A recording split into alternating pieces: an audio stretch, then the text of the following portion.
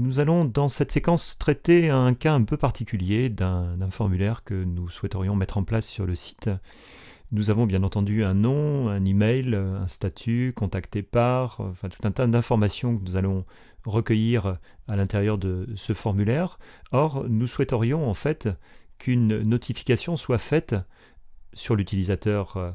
Nous avons déjà consacré une séquence sur cette partie-là, mais nous souhaiterions également qu'il y ait soit un administrateur, soit éventuellement un interlocuteur qui soit notifié par mail de façon dynamique.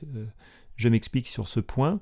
Les informations qui vont être saisies, en fait, vont venir se compléter d'un champ dans lequel l'utilisateur va venir choisir le nom de l'interlocuteur qu'il a d'habitude, ou ça peut être aussi un service en particulier, justement, ce service devra recevoir le mail.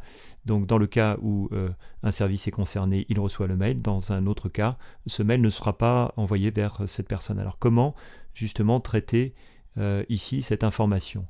Eh bien, nous allons voir au travers de cet exemple justement que des champs peuvent contenir à la fois des valeurs qui seront des valeurs d'affichage, mais ce seront aussi parfois des valeurs qui seront stockées en base. Donc nous allons voir justement comment faire le distinguo entre une valeur vue et une valeur traitée.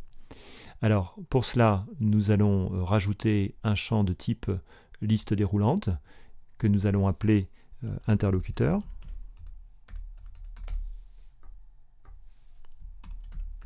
Votre interlocuteur ici présent, et nous allons dans les valeurs de la liste pour l'instant mettre ici par exemple arbitrairement Alain Durand et Stéphane Dupont.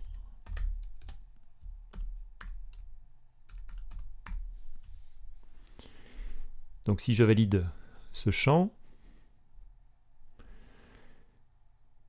eh bien, quand je vais actualiser pour afficher ce formulaire, vous voyez qu'ici, l'interlocuteur, voilà, je vais déjà le mettre au bon endroit pour que ce soit ici plus parlant. Donc, je reviens réafficher.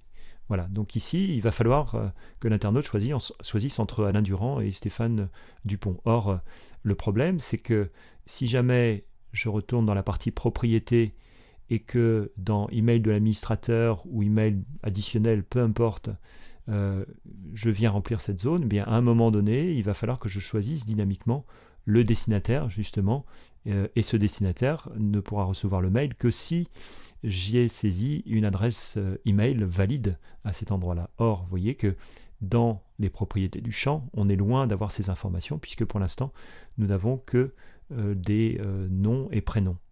Eh bien, la petite astuce, ça va être de compléter en fait les valeurs d'une façon un peu particulière dans ce champ justement interlocuteur que nous allons éditer.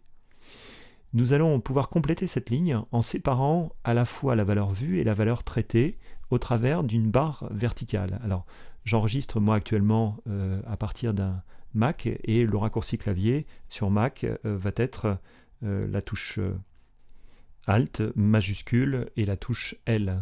Donc là, ça va me permettre d'avoir cette barre verticale. Donc une fois que j'aurai saisi ce caractère, eh bien je vais pouvoir donc préciser ici le nom et préciser donc l'adresse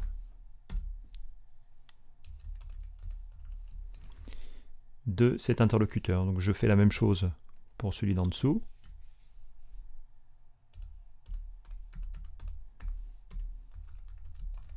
Voilà. Si j'actualise et que j'enregistre, alors le souci, voilà, c'est que ici apparaissent maintenant non pas les interlocuteurs, mais leur adresse mail. Eh bien, vous aurez compris tout simplement que l'ordre dans lequel vous saisissez ces informations a de l'importance, et pour cela, nous allons venir justement changer cet ordre. Donc je vais venir couper cet élément et donc rajouter ce fameux trait de séparation et venir faire la même chose pour l'autre.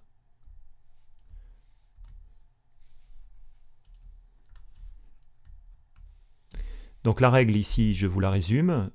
À partir du moment où vous allez distinguer une valeur vue et une valeur traitée, la première valeur est une valeur traitée et la deuxième valeur est la valeur vue. Donc ici, je souhaite traiter l'adresse mail et je souhaite que l'interlocuteur voit, ou en tout cas que l'internaute, pardon, voit le nom et le prénom de l'interlocuteur. Donc si jamais je mets à jour et je viens ensuite enregistrer, eh bien, il s'agit maintenant, bien entendu, des noms et prénoms qui apparaissent.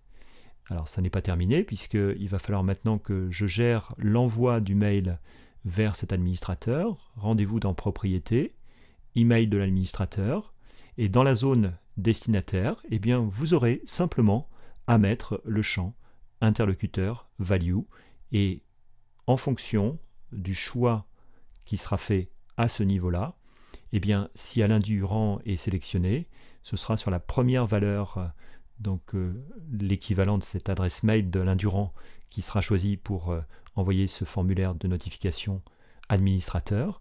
Et à l'inverse, si c'est Stéphane Dupont, eh bien, vous aurez cette fois-ci l'adresse mail de Stéphane Dupont qui sera utilisée pour envoyer dynamiquement ce formulaire vers cette personne.